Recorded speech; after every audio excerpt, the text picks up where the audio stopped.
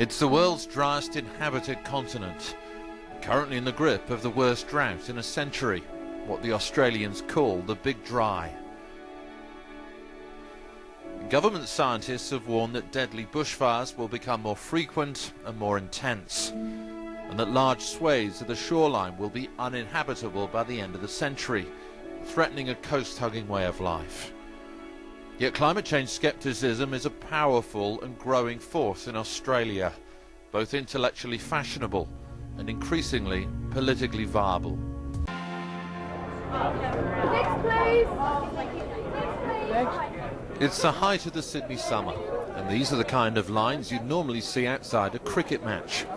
800 people are packed into this ballroom, 250 have been turned away, and they've gathered for what feels like a revival meeting. They've come to hear the high priest of climate change scepticism, Lord Christopher Monckton. Ladies and gentlemen, good day, Australia. With aristocratic panache, the British Viscount delivers an Al Gore-style PowerPoint presentation in which he pillories Al Gore. And then, of course, the arch liar of them all, St. Albert Arnold Gore Blimey. And he says, I believe it is appropriate to have an over-representation of factual presentations on how dangerous it is.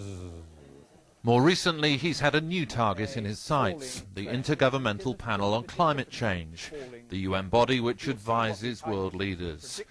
He claims its estimates of how much the planet will heat up are hugely and falsely inflated. The UN is exaggerating the effect of CO2 on temperature 7.5 times over. Take that exaggeration away, and you take away the problem. No more climate problem, because it's entirely based on that central exaggeration. He ends his lecture with a stirring exhortation. Say enough is enough.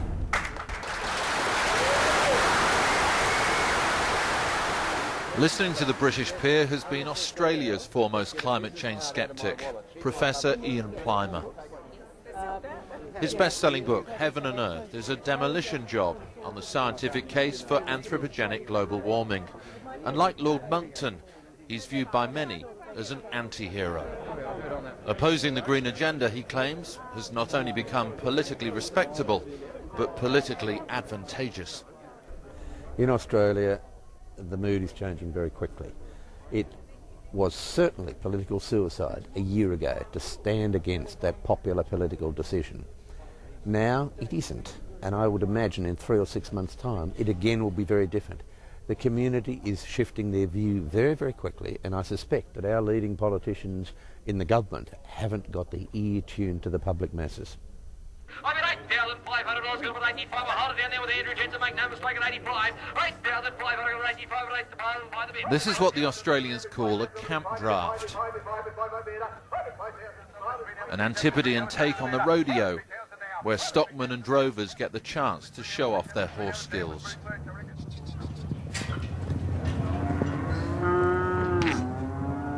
It's taking place in central Queensland, which, like other parts of rural Australia, is suffering the effects of the Big Dry, the once-in-a-century drought.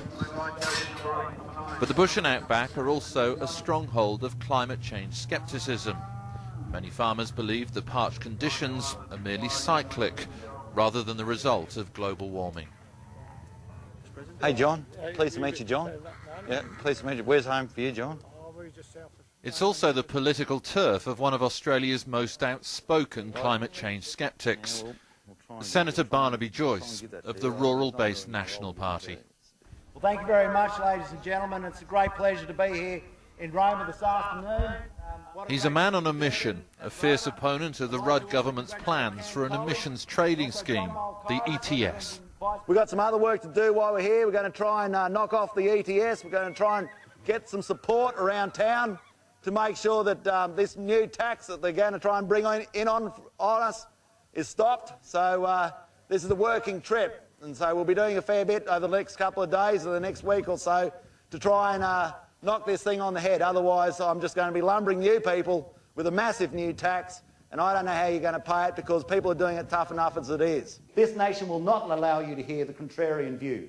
And this is the work he's referring to, a town meeting attended mainly by farmers, where he sets out his case that it would be ridiculous and ruinous for Australia to take unilateral action on global warming. Now, ladies and gentlemen, it is not. There is nothing Australia can do by itself. Even if you're the most ardent global warming proponent, there is nothing Australia can do that is going to change the temperature of the globe. Nothing. So why are you paying this tax? Isn't this sort of a fraudulent sort of aspiring towards a guilt trip that puts you in a sense of guilt, so therefore you feel that you have to support a tax, because if you don't support a tax, you are a heretic, you are a skeptic, you are someone evil, you are lesser than human. And that's one of the other things that really worries me about this debate. Anybody who dares question it, is, denier, skeptic, heretic. Where is the balance in this debate?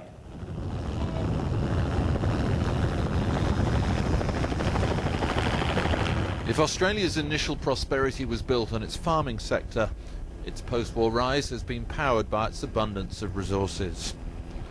The country is sometimes referred to as the quarry of the world, and the Saudi Arabia of coal its largest export. Critics have also called it a greenhouse ghetto because it has the highest emissions per capita of any developed nation. But at a time when the Rudd government has been fighting to enact its emissions trading scheme, it's also been battling to stave off recession, and the resources sector has helped make it the only major economy to do so. It strengthened the Sceptics' argument that the government's green agenda would damage the very thing which keeps Australia prosperous. You want an emissions trading scheme that is going to set a carbon price in the market in such a way that it is economically efficient and environmentally effective. The scheme that is proposed in Australia at the moment will not do that. Essentially what it will do is impose a massive tax on industry, the revenue of which will be distributed to households, principally in Australia, to compensate them for the very changes in behaviour that you're trying to effect, and all of that without a significant reduction in greenhouse gas emissions.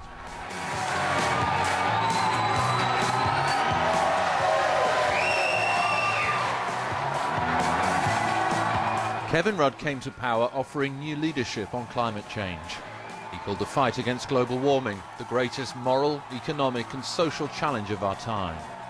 He promised to do what his predecessor John Howard had refused for years to countenance: ratify the Kyoto Protocol, a process he started on his very first day in office. But after the symbolism of signing up to Kyoto, the Australian environmental movement has been highly critical of Mr. Rudd's green agenda. They claim the ETS doesn't do enough to curb the big polluters, and that the unconditional pledge to cut emissions by 5% is pitifully small by international standards. The Greens admit it's created a political opening for the Sceptics. The lack of a clear direction forward from a consensus within the environment movement has clearly created an opportunity for the climate deniers to say to the Australian people, look, the other side doesn't know what they're doing, we've got the answers for you. And the answer, which is pure snake oil, is, look, there isn't a problem and we don't need to worry about it. They have exploited the opportunities created by disagreement on the environment side. The Australian capital, Canberra, boasts the greenest parliament in the world. It has grass growing on its roof. But its upper house, the Senate, where the government does not command a majority, is nowhere near as environmentally friendly. It's already twice rejected the Rudd government's emissions trading scheme, its environmental centrepiece, the last time on the very eve of Copenhagen. The Senate's obstructionism has already handed the government the trigger to call a snap election, a climate change election. But would it be wise to pull it? The politics of global warming have changed since the last time the Rudd government tried to enact its emissions trading scheme. There's the failure at Copenhagen to produce a more comprehensive agreement.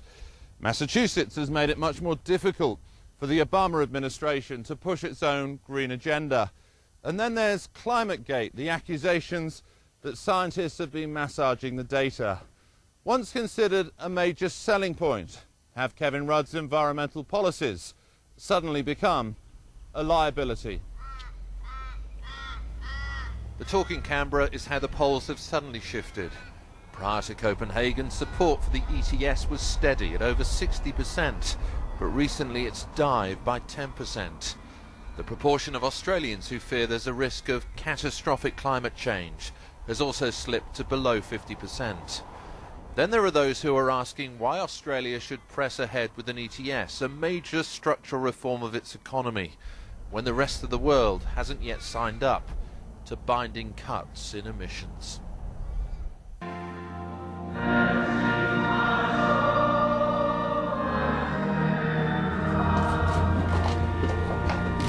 It's the first morning of the new parliamentary year.